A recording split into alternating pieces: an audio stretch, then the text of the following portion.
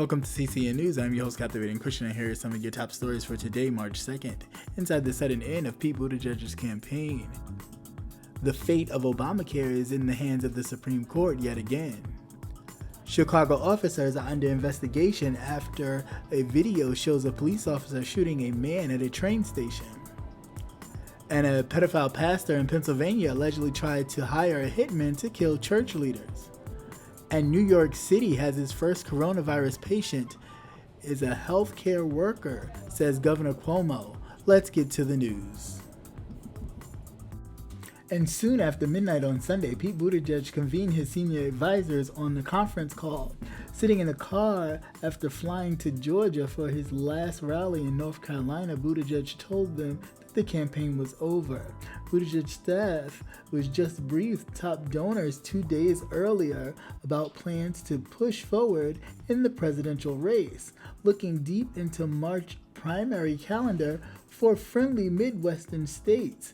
But hours between the two calls, Buttigieg disappointingly entered into fourth place, finishing the South Carolina primary, and Joe Biden stronger than expected win there to squeeze the delegate math in the 2020 race.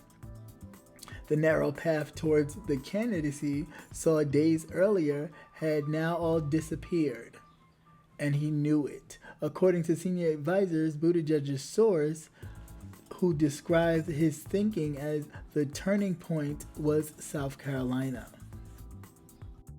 The Supreme Court announced on Monday that it will hear California versus Texas, the United States House of Representatives versus Texas, which are two consolidated cases that represent an existential threat to the Obamacare, and that were brought by a coalition of Republican-governed states for the third time since President Barack Obama signed the Affordable Care Act, otherwise known as the ACA, in 2010. The justices will hear a lawsuit seeking to eradicate the legislation. Texas turns to Congress' decision to repeal Obamacare individual mandate. As originally enacted, the Affordable Care Act requires most Americans to either obtain health insurance or pay higher taxes.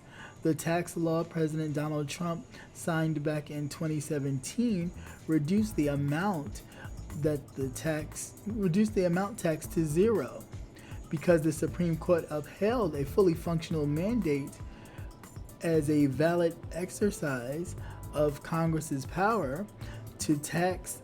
In 2012, the Texas plaintiffs argued that the zeroed out version of the mandate is unconstitutional.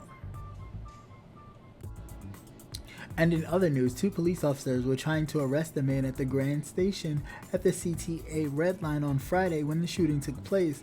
Officers stopped the man because he was moving between two train cars, which is a city ordinance violation, according to a statement from the Chicago Police Department.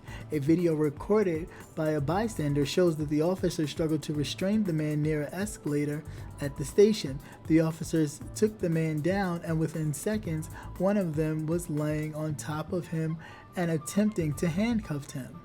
As they continue to struggle, one of the officers is heard repeatedly saying, "Stop resisting," while one man responds, "I didn't do anything." Both of the officers used tasers on the man, police say.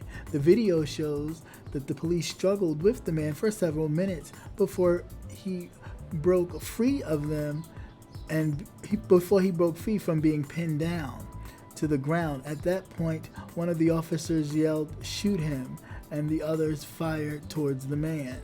The officers who fired the weapon shot the man twice, police say in the statement. The man, who was not identified, was taken to the Northwestern Memorial Hospital, where he remains in critical condition but stable condition after surgery, police say.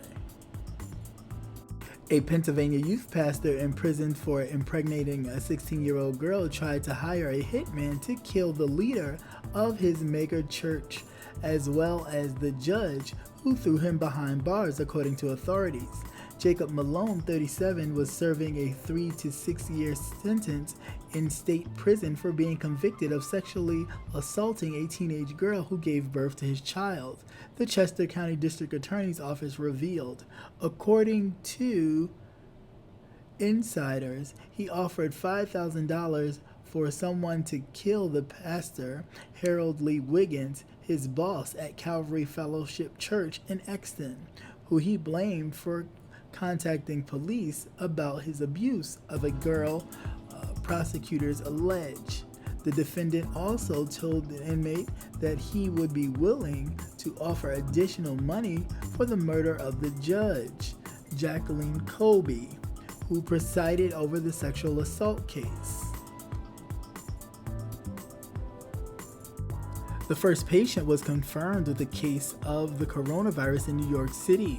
It's the 39-year-old healthcare worker who had recently traveled to Iran and acted with textbook sophistication and diligence in her efforts to avoid infecting others, says Governor Andrew Cuomo of New York. Early Monday morning, residents in New York had anxiously awaited the seemingly inevitable first case in the largest city in the U.S., which was confirmed over the weekend. Cuomo said the woman avoided public transportation on her way home from Iraq, and she self-isolated herself when she was at home in Manhattan, even before she began to exhibit symptoms.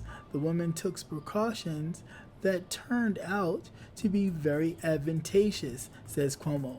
Nothing that authorities are still working to determine if she may have come into close contact with anyone on the plane or at the airport.